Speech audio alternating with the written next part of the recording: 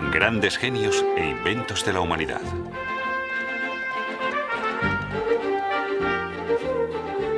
El teléfono de Alexander Graham Bell.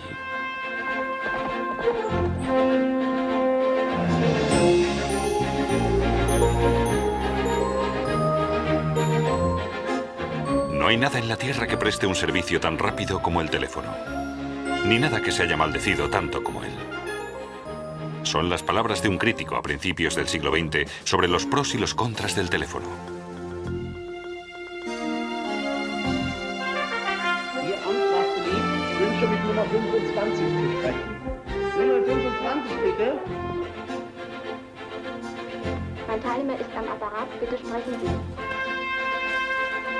Preciado o maldito, pocos inventos han cambiado tanto la convivencia de las personas como el teléfono en su historia de apenas 150 años.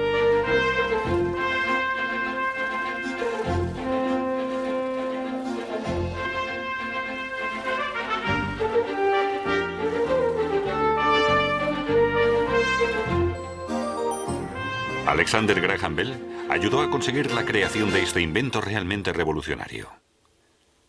Natural de Escocia, con 23 años, se trasladó a Boston para ejercer de profesor de gramática para sordos. Bell estudió el origen del sonido con su colaborador, Thomas Watson. Los dos investigadores querían transmitir palabras mediante energía eléctrica. El teléfono por fin es un instrumento práctico. En 1875 terminaron el prototipo de su teléfono, que más tarde les daría a los dos la fama y a Bell una inmensa fortuna. Pero Bell nunca ocultó que la idea del invento había nacido, en realidad, de otro. Johann Philipp Reis construyó su teléfono 15 años antes que Bell, pero nadie le tomó en serio. Al profesor y físico alemán le intrigaba la idea de simular la función del oído humano con electricidad. Reis construyó una oreja artificial de madera de encina y metal. Este aparato de audición estaba conectado a una batería, y cuando Reis hablaba, se movía. Este mecanismo de contacto oscilante variaba la intensidad de la corriente. Con su aparato, Reis podía reproducir sonidos a la distancia que deseara. Era el primer teléfono eléctrico. Die Sonne ist von Kupfer. En 1861, Reis presentó un modelo mejorado a la Sociedad Alemana de Física en Frankfurt. En su demostración, tocó un violín. En este aparato, la corriente eléctrica también sufre variaciones por un mecanismo de contacto sensible al sonido. Por desgracia, a los eruditos de Frankfurt les faltó imaginación. Un aparato del que salían sonidos deformados les pareció una tontería. Por razones obvias, Reis no pudo fabricar en serie su aparato. La era del teléfono comenzó años más tarde con Alexander Bell en Boston.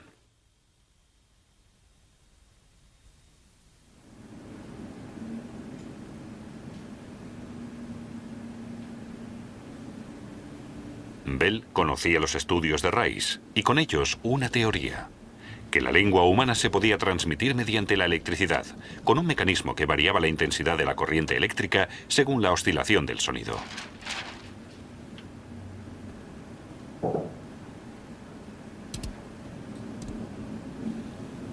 Pero a Bell le faltaba una mente práctica para la materialización. Ninguno de los proyectos que había emprendido con Watson había salido adelante. Ni siquiera su telégrafo armónico, un aparato con el que querían transmitir simultáneamente varias señales distintas a través de una sola corriente.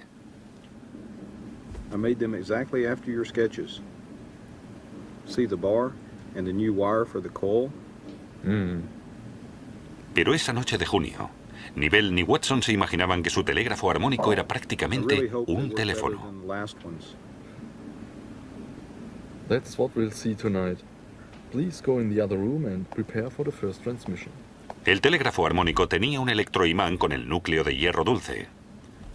En cuanto la corriente lo atravesaba, producía la vibración de un resorte que se podía oír ligeramente. Bell y Watson tenían que sincronizar a la perfección el emisor y el receptor antes de cada prueba. Durante meses realizaron numerosas pruebas sin éxito. Pero ese día...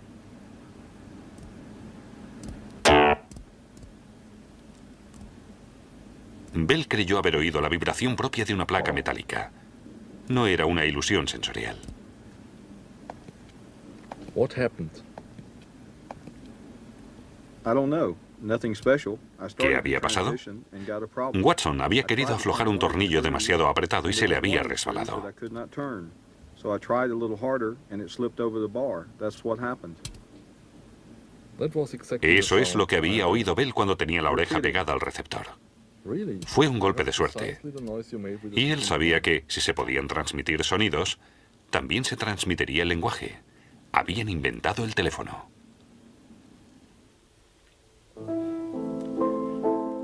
El 7 de marzo de 1876, Alexander Bell solicitó la patente de su invento. Pero lo hizo solo un poco antes que su mayor rival. Eliza Gray, inventor de Chicago, llegó a la oficina de patentes solo 2 horas después que él. 2 horas que le salieron muy caras. Durante años, Gray se enfrentó a Bell hasta que obtuvo una modesta indemnización. Por su parte, Bell inició rápidamente una campaña de publicidad por todo lo alto. Su aparato parlante fue la estrella indiscutible de la Exposición Mundial de Filadelfia de 1876. Dios mío, habla.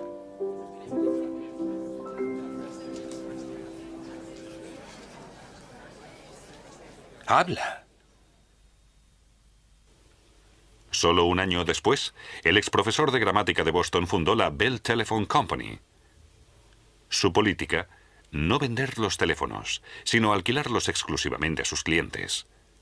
Un plan inteligente, como se demostraría más tarde, pues de esa forma, la Bell Company se aseguró durante mucho tiempo el monopolio del sistema de teléfonos americano.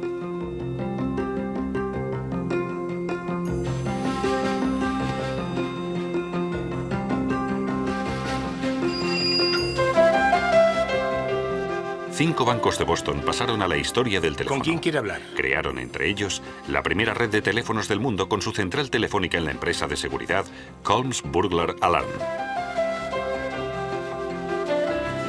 Poco después, Bell publicó el primer listín telefónico.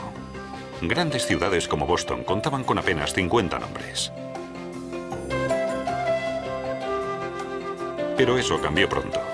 3 años después de su fundación, la Bell Company ya contaba con 50.000 clientes. Grandes empresas de telegramas como la Western Union solicitaban licencias a Bell y se introducían en la industria telefónica. Pronto, el cable del teléfono conectó unas ciudades con otras. La red crecía y crecía.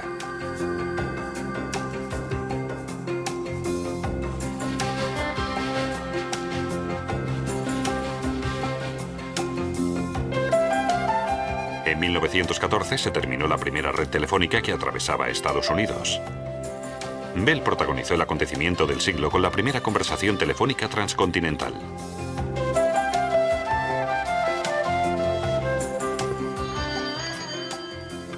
Una distancia tan grande solo se pudo abarcar con la inserción de micrófonos de carbón en los teléfonos.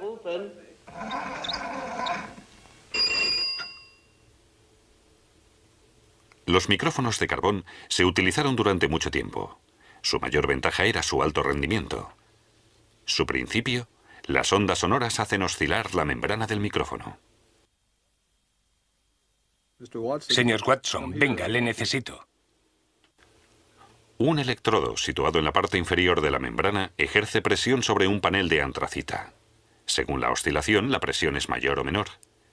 Según estos factores, la resistencia eléctrica será mayor o menor, la corriente sufrirá variaciones y, para contrarrestar, transmitirá ondas.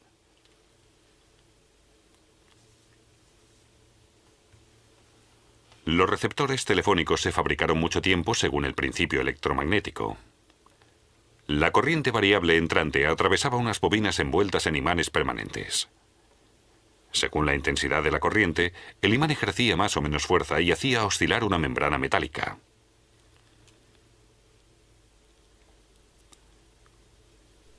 El movimiento de la membrana se trasladaba en el aire, con lo que el sonido era audible en la distancia. Señor Watson, venga, le necesito.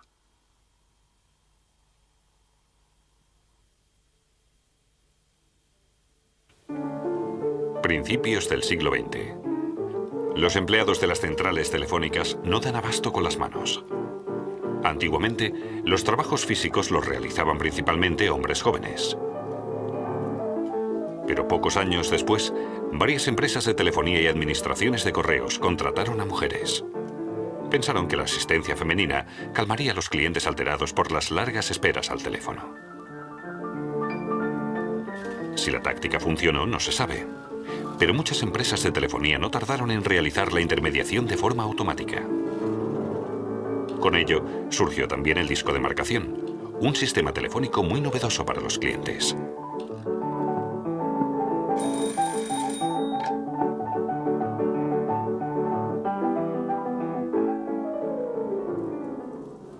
En la actualidad todo ha cambiado. Hoy son máquinas las que nos ponen en contacto con las líneas telefónicas. Los telefaxes leen fragmentos de texto y los convierten en datos informáticos.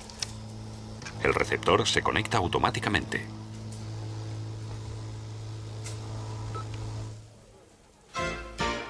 Hoy en día, ya nadie se sorprende al hablar por teléfono con alguien que está al otro lado del Atlántico. Pero hace algunos años no era una cosa habitual. El primer cable telefónico a través del Atlántico se instaló en 1956. Un proyecto enorme.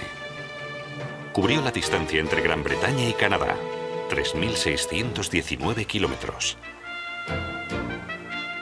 El enorme cable de cobre permitía con su repetidor la transmisión simultánea de 36 conversaciones.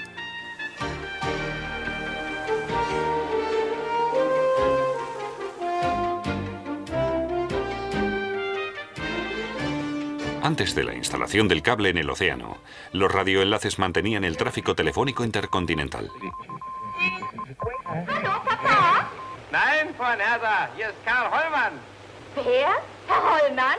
Ja. El primer enlace radioeléctrico se creó en 1920. En aquel momento, la comunicación internacional era un circuito de espera. Solo se podía mantener una conversación por canal radioeléctrico. Was sagen Sie? Con lo que los avances empezaron a pedirse a gritos. Ja. Etwas lauter, bitte. Ja, ja, ja. En la actualidad, las señales radioeléctricas siguen comunicando gran parte del mundo. Pero los satélites de telecomunicaciones en órbita permiten miles de conversaciones simultáneas.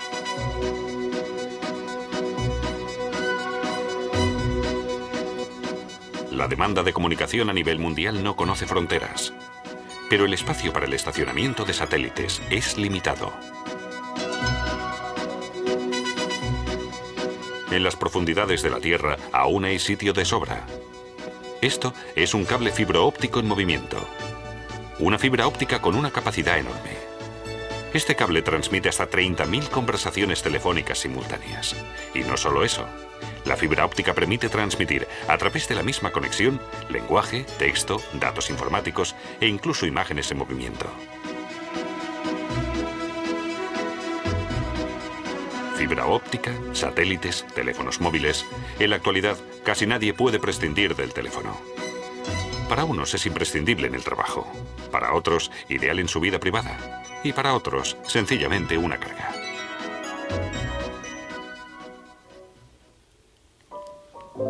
Desde la época de Bell, las conversaciones telefónicas no han cesado. En la red de telefonía estadounidense solo se ha producido un minuto de silencio absoluto. Señor Watson, venga, le necesito. Fue el 6 de agosto de 1922, en memoria de Alexander Graham Bell, que murió 2 días antes de cumplir 75 años.